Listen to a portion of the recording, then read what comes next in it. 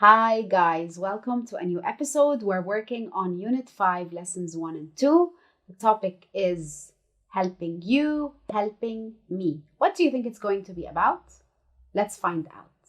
We're going to write sentences about what you have to or don't have to do at home. We will write a blog post on how to help your community. We will listen for specific information. We will speak by asking and answering questions about what you've done and what you don't have to do. We will have a discussion about jobs in the house, or in other words, chores. We will learn vocabulary words such as bin, lift, messy, put away, and tidy up. As for language, we'll be learning the grammar lesson of have to, don't have to, and we will revise who, which, that, and were. Now, I'd like you to discuss, can you match the jobs in the house with the photos? Let's look at each photo and decide what we can match it with. Of course, the first one, number 1, is a picture of a man who seems to be trying to carry something heavy. So what do you think he's doing? Of course, he's tidying up. He's cleaning up or tidying up. As for the second picture, this girl is holding a bowl and she's smiling. Apparently, she's happy cooking or she's happily cooking. Now we will move on to number 3 or picture 3. She's, of course, washing up or washing dishes. As for picture 4, she's looking after her little brother. Very good. Now we will move on to the 5th picture, which we all dislike to do, but we have to do it. We have to take out the rubbish or take out the trash. As for number 6, of course, he is putting away his clothes. Very good, guys. You did a great job. Now for the research section. How many people in the class do all of the jobs in the photos every week? So when you go to class, I'd like you to have a small survey asking. Now you're going to ask your classmates which of those jobs in the house or chores do they do at home.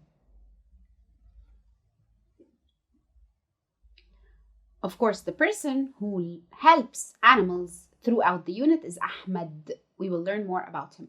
Now let's read the lower right-hand side part. Look at my younger sister Maya's toys. They are on the floor. She's lucky because I help her to tidy up and put everything away. Now we will move on to our listening section. Listen to 4 teenagers doing the jobs on page 44, the previous page. What do they do to help in the house? Listen and match the names with the jobs. I'm Hela. I have to make my bed every day and tidy up my room. Once a week, my mother isn't happy about how messy I am, but I always tidy up once a week on Saturday morning. It takes a long time. I have to put away all my clothes. My name's Munir. During the week, my sister and I take turns to wash up after meals. I wash up after dinner on Mondays and Wednesdays, and she washes up after dinner on Tuesdays and Thursdays. Sometimes I help my grandmother to do the cooking. I love making kosheri. I'm Adam. I help with different things at home, but my most difficult job is taking out our rubbish. I don't have to do this every day, only when the bins are full. I usually take out the bins in the evening on Wednesdays and Sundays. Our apartment is on the 3rd floor, so I have to go down to the street in the lift. The bins are heavy when they're full. I'm Nader. Sometimes I have to look after my brother after school, but I like doing this. We play games and I give him a snack to eat. He doesn't have to do any homework yet, but he has to get his bag ready for school. And I make sure he has the right books. Now, let's answer the question, what do they do to help in the house? So, Hala matches with numbers 1 and 6. As for Munir, he matches with numbers 2 and 3, or pictures 2 and 3. As for Adam, he matches with number 5, and Nader matches with number 4. Now we're going to listen again. You can rewind and then circle the correct answer. Let's work together. You can rewind, listen, and choose the correct answer, and then we will check together. Number 1 is already done for us. Hala is a messy person. There are often things on her bed. Number 2, Munir washes up after breakfast or dinner on Mondays and Wednesdays. Of course, the answer is dinner. He washes up after dinner. Adam takes out the rubbish every day or when the bins are full. Of course, when the bins are full, Adam takes out the rubbish. Number 4, Adam takes the lift or the stairs to go down to the street. He takes the lift down to the street. As for Nader helps his brother do his homework or get his school bag ready. Of course, he helps him get his school bag ready. Good job, guys. You're done with the listening part in lesson 1. Let's move on. Now we will choose the correct answer. Hala has to put away her blank once a week. Let's remember together, what was Hala's problem? Well, it's probably clothes. Very good. Now we will move on to number 2. Adam doesn't have to take out the blank every day. Snacks, bins, or washing? What do you think? What was Adam responsible for? Of course, it is B. He doesn't have to take out the bins every day. Number 3, by Nader. Nader and his brother have to get ready for games or homework or school. It is, of course, school. Very good, guys. Now we will move on to our language section. Complete the sentences with the correct form of have to. So we can either say have to or don't have to, or doesn't have to. Number 1, it's a holiday today. We don't have to go to school. Very good. Let's move on to number 2. My father blank get up at 6 o'clock every day to go to work. Of course, here, father must do this. He must get up early. So we will say, my father has to get up at 6 o'clock every day to go to work. That means that he must do it. And of course, father is singular, and therefore the verb must also be singular. Number 3, when you get on the bus, you blank buy a ticket. When you get on the bus, you have to buy a ticket. So here, you has to match with have to. So there must be a correct subject-verb agreement. Let's move on to number 4. At the weekend, I blank get up early. I can stay in bed until 9 o'clock. Here, this person is very happy because they don't have to. So we say, at the weekends, I don't have to get up early. I can stay in bed until 9. Let's move on to our speaking practice. Make questions with have to. Then ask and answer the questions in pairs. Number 1, have to walk to school. How do we turn this into a question? We say, do you have to walk to school? No, I don't. I take the bus. Let's try with number 2. What sort of jobs you have to do at home? Here we can say, what sort of jobs do you have to do at home? Then I will tell you, I have to take out the trash. I have to make my bed. Number 3, your best friend have to walk to school. Here we can ask, does your best friend have to walk to school? Then I will say, yes, he does, or no, he doesn't. Let's move on to exercise 1 in lesson 2. Work in pairs to identify what is happening in each photo. What problem does each person have? Let's look at A. Okay, there are two girls whispering and looking towards one of their classmates. This is, of course, gossiping. Gossiping is when people talk about others behind their backs. Let's look at picture B. Of course, there's a bag that's being left on the chairs in a public place. As for picture C, there is a mommy sitting there feeling exhausted and her children are having a pillow fight behind her. She does not look happy. As for picture D, this is a picture of a woman carrying some groceries and maybe she's having a hard time because her mouth is wide open. Now let's listen to the audios to be able to talk better about each photo.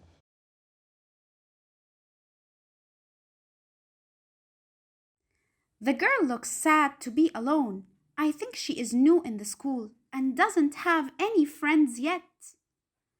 The other students shouldn't forget how it feels when you start school.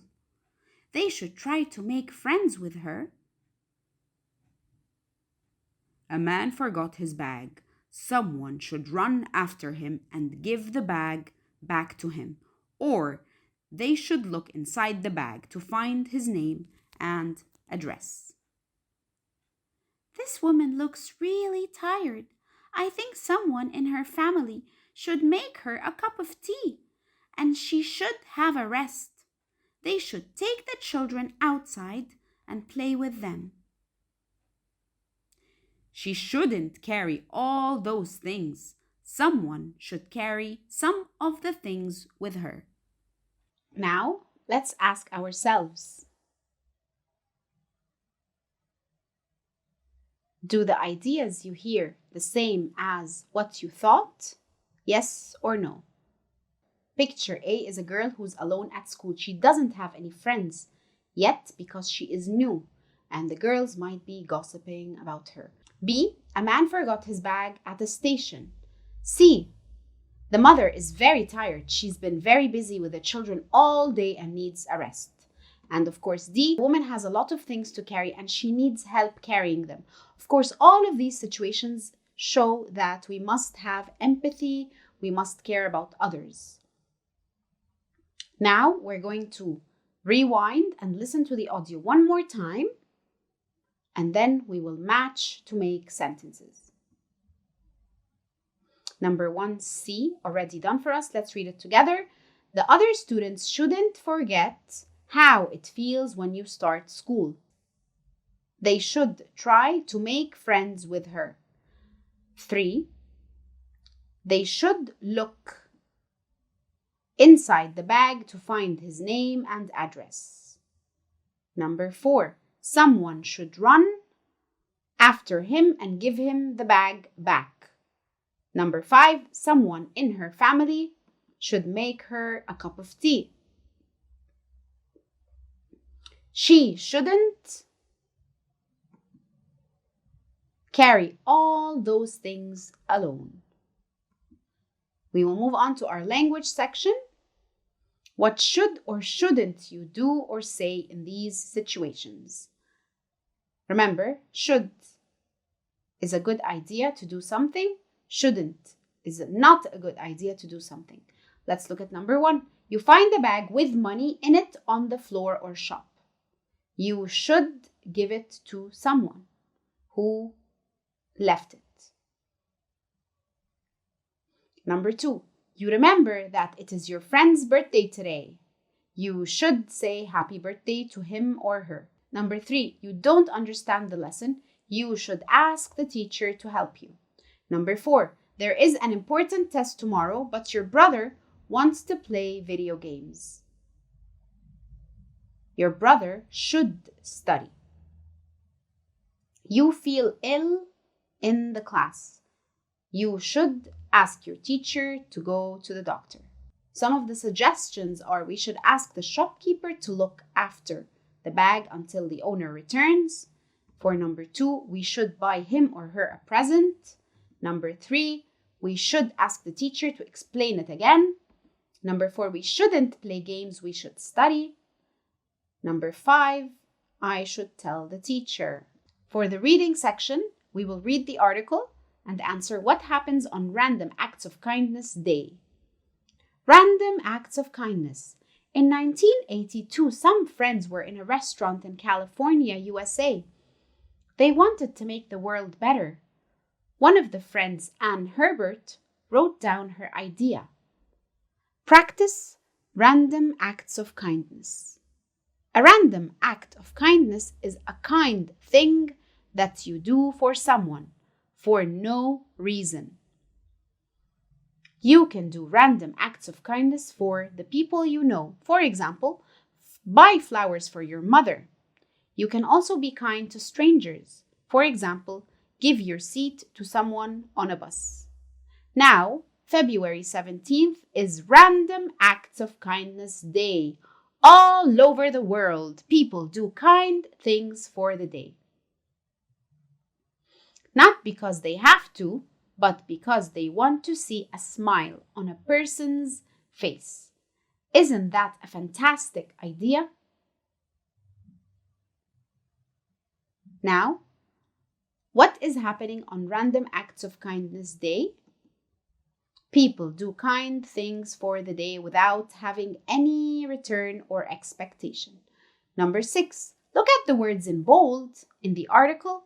Match the words to their definitions. The first one is done. Let's read it together. When you do things to help others and show that you care about them, this is called kindness. Number 2, people you don't know are called strangers. So people we don't know who are in the street or any public place are called strangers. Number 3, if something is very good, we can say that it is fantastic. As for number 4, if something is happening without a plan, that means it is random. We can describe it as random. The shape of your mouth that shows you're happy is a smile. So again, number 1, kindness. 2, strangers. 3, fantastic. 4, random. And 5, smile. Good job, guys. Let's move on. You can pause the video, read the article one more time, and then answer, are the sentences true or false? Correct the false ones. Number 1, the idea for random acts of kindness comes from America. This is, of course, true. Number 2, a group of friends had the idea together. This is false. It was done or created by one person called Anne Herbert. She's the one who came up with the idea of random acts of kindness. Number 3, you have to have a good reason to do random acts of kindness. Is this true or false? This is, of course, false. You do it for no reason.